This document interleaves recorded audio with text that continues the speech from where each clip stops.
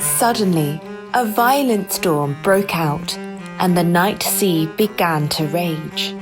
The old man heard that several young men who had come from out of town had not returned from the water, and he rushed to the pier. His wife tried to stop him, but he insisted. He gathered people and launched a boat.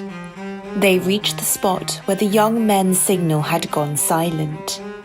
They swept the area again and again with a searchlight, circling the dark sea, but found nothing.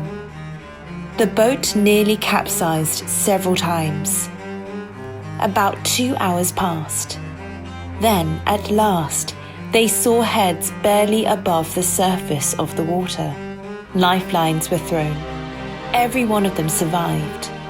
A few days later, the young men said, "Good thing you came out to check your traps that night.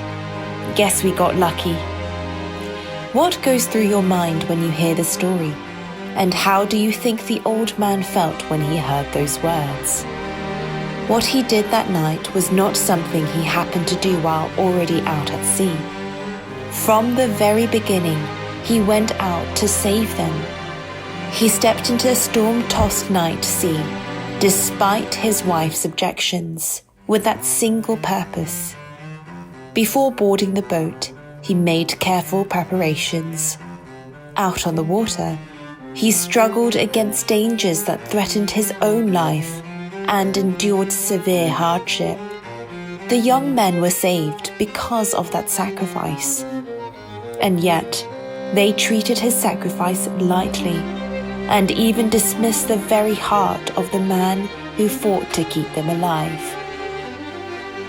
What is heartbreaking is that this kind of attitude is not unfamiliar even within our faith.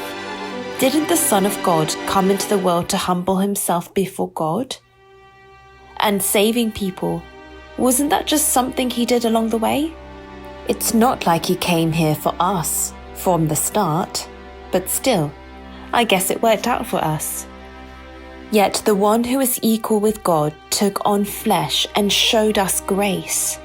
The one who knew no sin went as far as dying on the cross to bear our sins.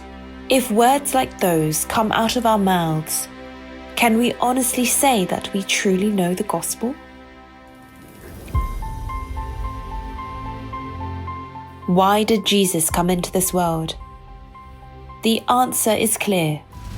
He came to die for us. The one who is equal with God did not become man simply to humble himself before God. He became man in order to save us. Our salvation was not an accidental byproduct of his incarnation. It was the very purpose God had planned from eternity. He came to give us the life of God, to rescue us from sorrow and despair, from the snare of curse and death. Even if it meant bringing about a permanent change from which there would be no turning back, he came with one resolve: to save us. When the one who is God became man through the line of David, in accordance with prophecy, his becoming the Son of God was clearly proclaimed in history.